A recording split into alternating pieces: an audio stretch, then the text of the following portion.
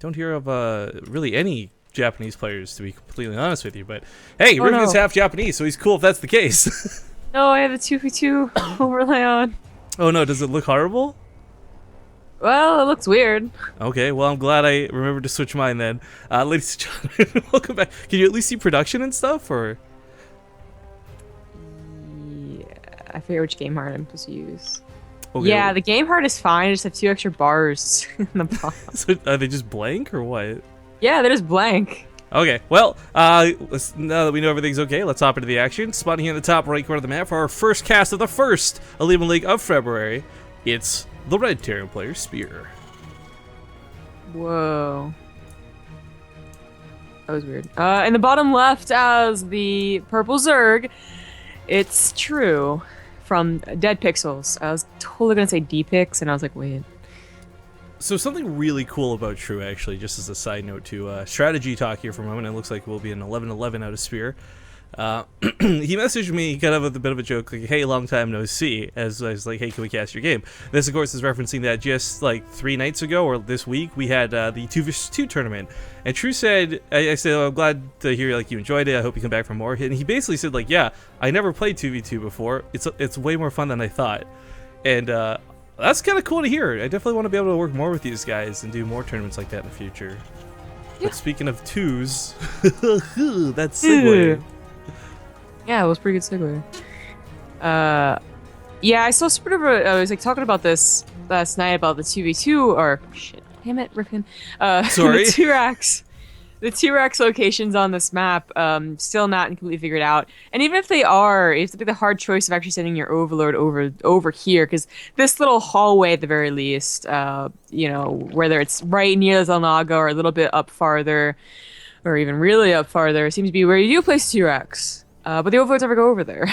So you gotta like drone scout if you want to know. I mean, you've brought it up a lot of times when we cast the new maps too. If folks just don't know the default spots for the cheeses still, there's a lot of times where we'll be on Overgrowth and we could close our eyes, or you could be on the floor casting, and you could probably guess where the T-Rex is going to be. Just process of elimination. But Expedition Lost, Inferno Pools, all these new ones, they don't quite have that same, I don't know, level of figured out. You can guess where it's going to be, but I guess this is really unfortunate for True, who might be seeing this a little bit too late. Yeah, the Overlord does see that there's nothing at home, so a little bit awkward. Yeah. I did go for a pool first and decided to go for a Roach Warren immediately. Ooh. We've seen, he'll probably pair this up with Burrow, because this seems to be the most common way to break the bunker when it's like this, but what is interesting to note is, like, if he finds it is too much trouble and Spear is putting on way too much pressure, there are these back rocks you can break down and escape out of his base with. Oh yeah, that's a good point. So it looks like it's gonna be a cancel area. Barely a cancel, though. Yeah, I would be really surprised if that didn't happen. So yeah, it's pretty obvious what's gonna happen. The Roach Warren and the Burrow will finish, and they'll just micro your heart out to take care of the bunkers, and I guess he'll try and counterattack.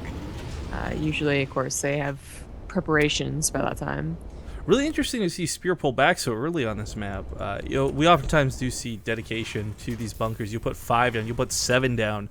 But what I guess is going to work out really well for True is because Spear decided to go home and play a little bit scared of a Ling counterattack, a Ling run by, a Baneling bust, he's actually not going to have that much here in the way to stop the Roaches. In fact, it looks like he's not even going to bother trying. And Spear sees that the back rocks are being taken out too. This SCV is actually a really nice move. Yeah. I mean, now we also, I think you can see that it is roaches, by the way. Yeah, shooting down those rocks.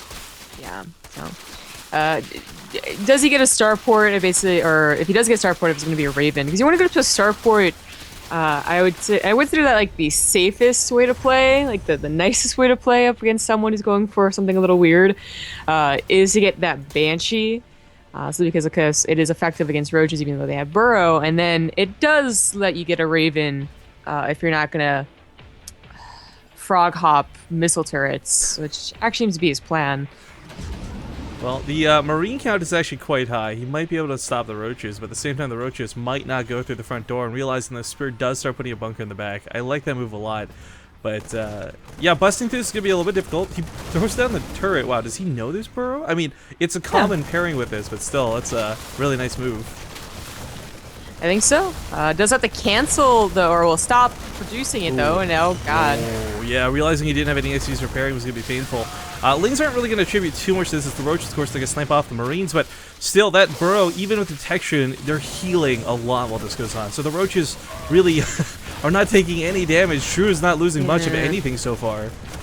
It's basically a game right here. He has nothing else going on. There's like Siege Check about to pop out. There's no Marauders. GG. First game will go to True, but it's the best of 3. We did actually have enough signups for once that the Elite